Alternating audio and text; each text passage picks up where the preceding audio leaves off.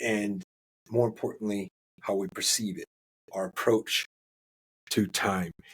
And if you're thinking by any chance that how can we manipulate time and that it's not possible, one, you're wrong. Two, go watch Back to the Future. Three, pay attention to what comes next. All right. Um, time in the linear sense is what we see on a clock. It ticks, it moves forward, it never stops.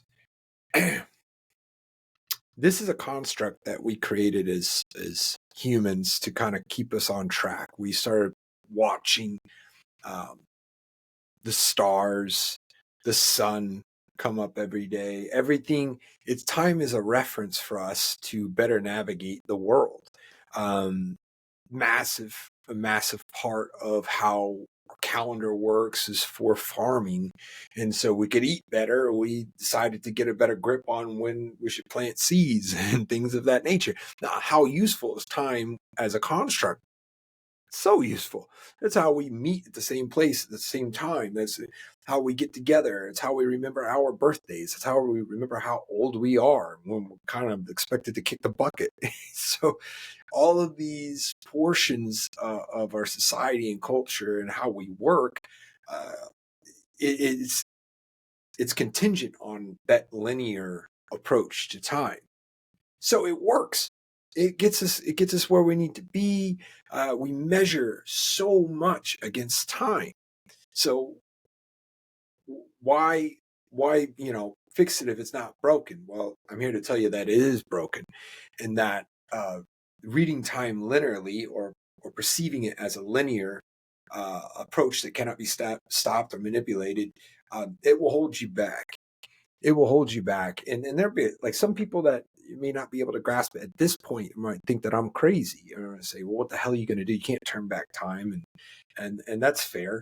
We can't necessarily move backwards, but we can approach it different, and that can really benefit us, guys. So the phrase here, the point, the equation of time from left to right.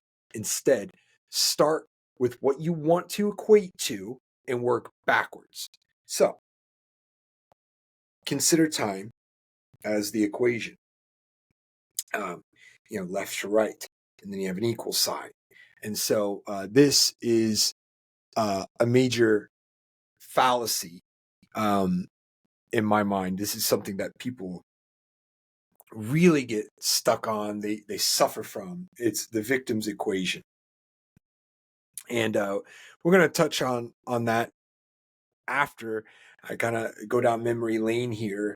And maybe some of you are familiar with this once I describe this this concept, or at least this result in my life. But time, as for an addict or an alcoholic, it shrinks.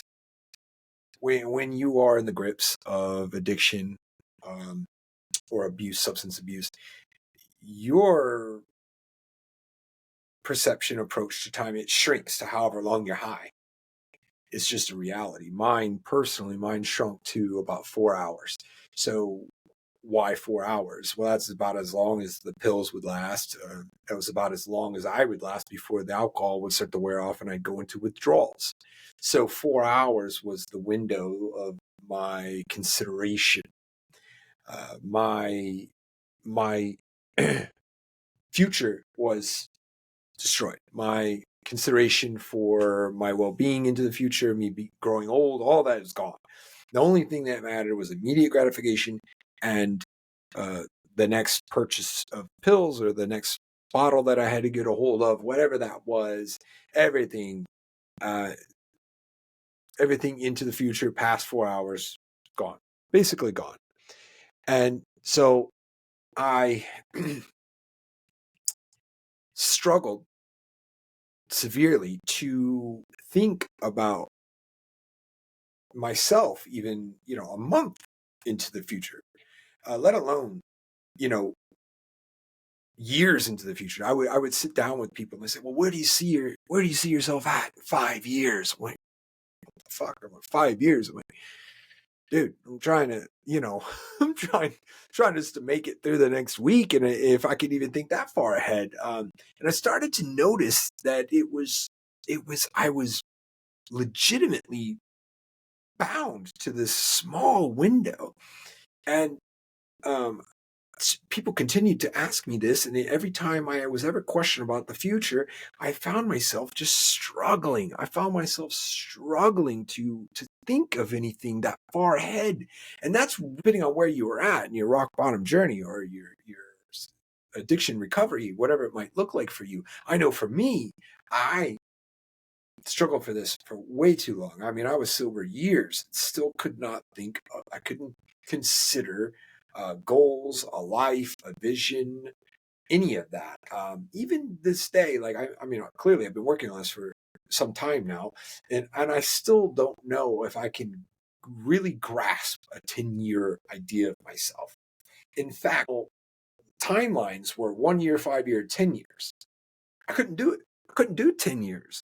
I, so I shrunk it down to 1 month, 1 year, 5 years, because 10 years to me was like, I was screwed. There was like no way that I could really get a hold of my mind. I couldn't even imagine it. So, it's a sad thing that I think that an addict or an alcoholic's future it just dissipates. It just vanishes, and that's from habitually only considering the immediate gratification. It's living in the moment, because only moment that matters to you is the moments that you are high and that you're using and that you're in possession of drugs or you have more alcohol. And so, as sad as that is, you've broken free of that. I've broken free of that. And now it's time to get thinking about the future. And so, what we cannot do is we cannot be bound by what I consider the victim's equation. So, what is the victim's equation? The victim's equation is that linear perception, that linear approach to time. This, for the simplicity of saying the word equation, um, you know, we'll go with A plus B minus C equals me. A plus B minus C equals me. Now, the variables, you remember math, right? The variables, A, it could be, my parents got divorced.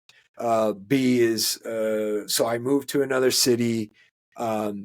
Minus C, all my social interaction, I had no friends, equals I'm me. I'm antisocial. I don't know how to talk to people. I'm lonely, and I'm not able to get a job, join a community, not able to ask for a raise, whatever. All of these things. My point being is I kind of have it expressed here in words, right? This happened, another thing happened, then I did this thing, and now I'm like this. This is what victims do. Hence the victim equation. Uh, you know, I mentioned a couple examples there, like, okay, here's another one. My wife divorced me. My kids don't talk to me. I lost my job. Now I'm depressed and bipolar and, fill in the blanks, right? So this will trap you in a life you don't want easier than anything else. If you think you are the product of your past circumstances and you're constantly adding those up in your mind and justifying who the hell you are now, you're in trouble, my friend. You are in trouble. And so we're going to break free of that. You might ask yourself, well, how the hell am I supposed to break free of that? It's all true. It all happened. Yeah, it all happened, but it doesn't have to own your thoughts. It doesn't have to just, be the landlord in your mind with all the real estate, owning what the hell you think about. So if you are dwelling on the past and that's what you think adds up to who you are now, yeah, you are in trouble. But I've got good news. We can break free of that. And so here we can work from the future. Take that equal sign. We have that equal sign in that equation. We're going to work from the other side of it. Instead of saying all this stuff adds up to who I am now equals me, we're going to say, what do I want to equal? What do I want to be in the future? I'm going to think of that. Oh, okay, this is what that looks like. So what has to happen now to get there? I'm going to flip this thing around. So as you can see, now equals ideal self doing A plus B minus D plus K. So now is important because that's on the left side of the equation, right? On the other side of the equation, you have your ideal life, your ideal self, who that person is, right? So that person wakes up early, plus a good breakfast, minus scrolling on their phones 3 hours a day, plus 2 generous texts a day to people that you care about and love. It doesn't have to be, these particular number of variables, but you can say, okay, that's what my ideal self would do. This is what my ideal self, that's what that person's life would look like. You know what I mean? So when you do that, what would be considered backwards for a lot of people, when you work backwards from the other side of the equal sign, you start to change now. You start to change this moment from the thoughts of being like that person in the future. And so the current choices, things that you're doing right here, right now, will change and eventually add up to that place or person you want to be in the future. That's exactly what happens. It's when I say it, I feel like it's simple, but I know that it's not easy. This is not an easy thing to do. People love their traumas. People are bound by their traumas, and depending on how serious yours were, it could be catastrophic. It could really be detrimental to your mental health and all those things. I'm not saying that those aren't real hardships. I'm not saying that you're sweeping them under the rug. I am saying that you can change your attention. You can be intentional with your thoughts and have them about the future that's free from what has happened to you, thus breaking free of the victim's equation. And so what we have here is our good old trusty diagram. And you see our little shiny person there, a little shiny person next to mastery. And so we're working from there. If you notice the little smiley face arrow, that little arrow coming that way, like it's that's our influence in the current moment, right? So if we're starting on the left there in the linear time fashion, so you have time there, the linear measurement that we enjoy and use so much, but our thoughts are coming from that little shiny individual on the opposite end of our spectrum, of our timeline there. And so if you notice, it says time is moving left to right, like I mentioned that we don't want to perceive. However, the rest of the world, this is how this thing works. Our perception of the time reinvented is the opposite. It is the opposite of that. And so our perception and our approach to time is future oriented, meaning that we are considering our future self and working backwards. And that's exactly what that arrow is showing. And so three on the right. Now, those are things happening in a linear fashion as far as iterations go, but our thoughts are completely flipped around. We're starting from mastery, and then we're working backwards from that. So we're considering what the master of whatever we, or the achiever of where we want to be, what would that person do in the current moment? And then you might want to ask yourself, well, what would that person, binge watch TV for 8 hours a day, or would that person just eat potato chips all day? Like, these, when done correctly, they can hit you like a ton of bricks, and I get it. However, if you are to habitually consider that future person, you can change your life in a rapid fashion. So this is, again, impatient progress, right? We can gather impatient progress from considering our future selves and how they would behave. All right.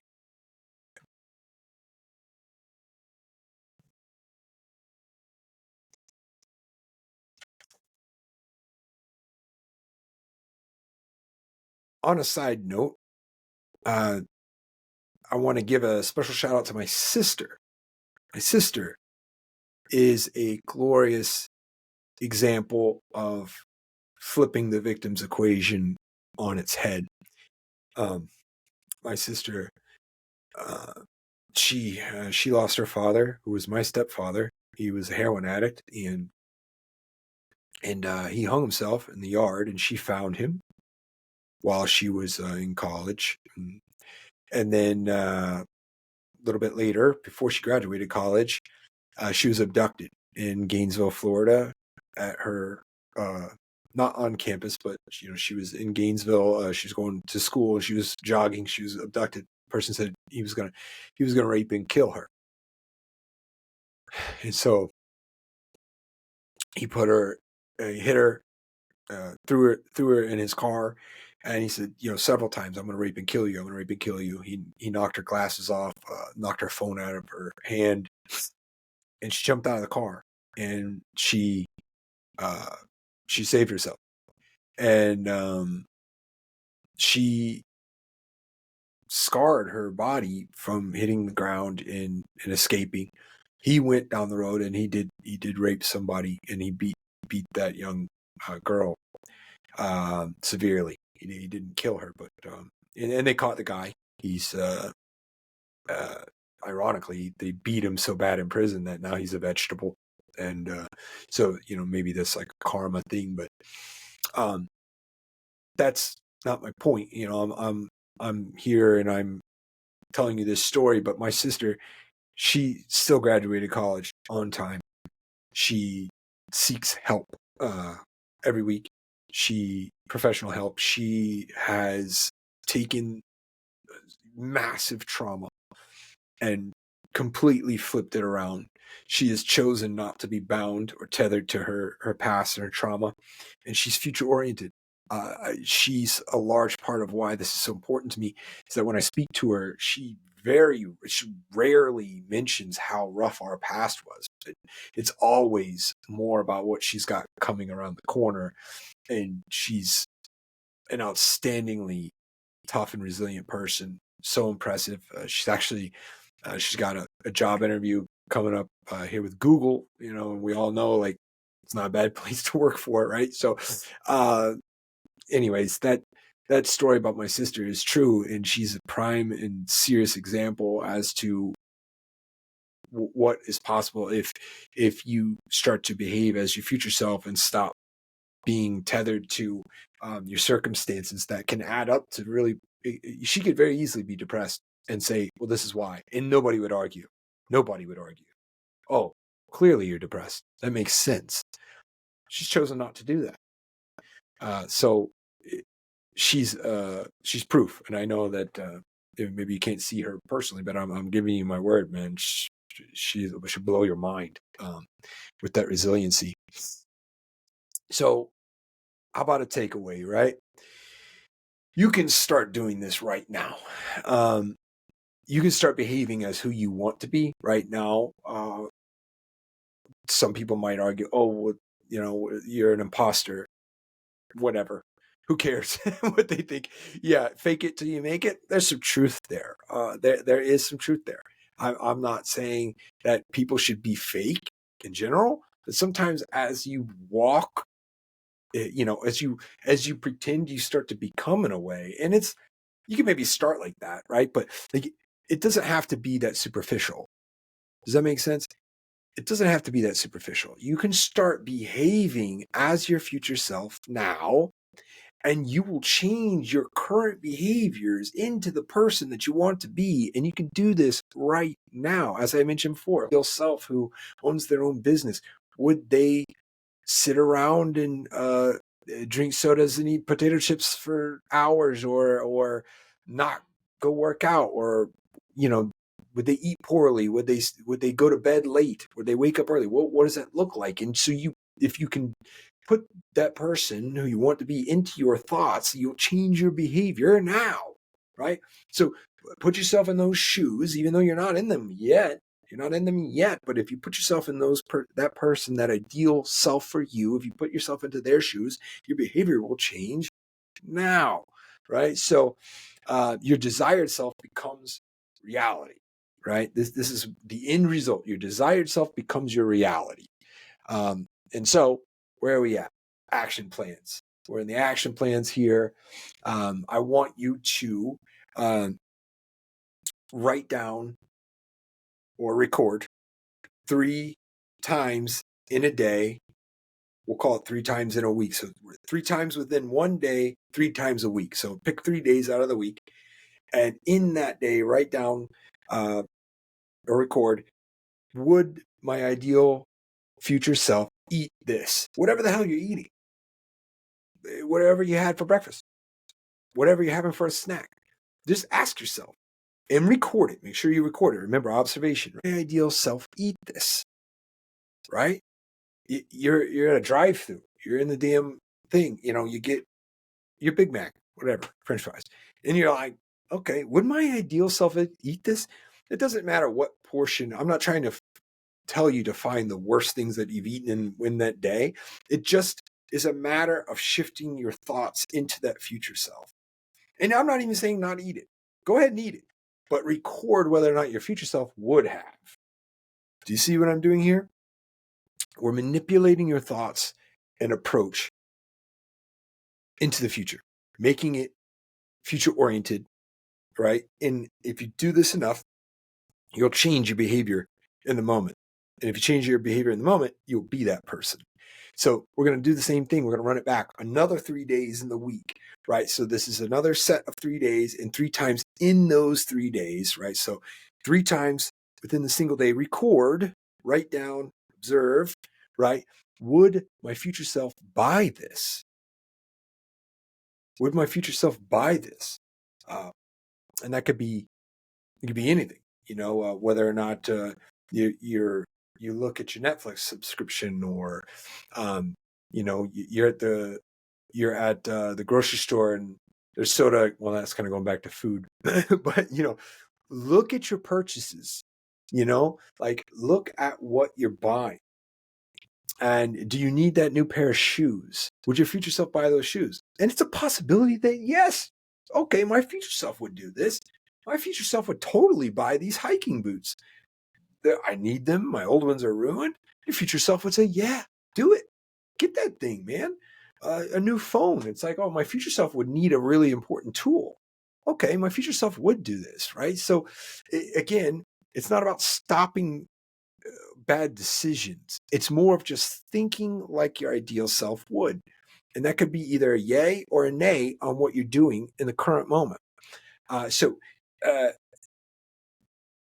it's not necessarily about the eating, even though that's really important. It's not necessarily about the purchase, because that's also important, but it's more about the future orientation of your thoughts and behaving as that future self now, right? And then, so the third one, again, pick days of the week. Actually, we want to probably do this more than 3 days. So get it done as much as you can. And because we've kind of mentioned yourself, have said that. So this kind of goes in your own phrases, the way that you say things, the way that you present yourself. Maybe it's curse words. Would my ideal future self drop the F-bomb? Maybe not.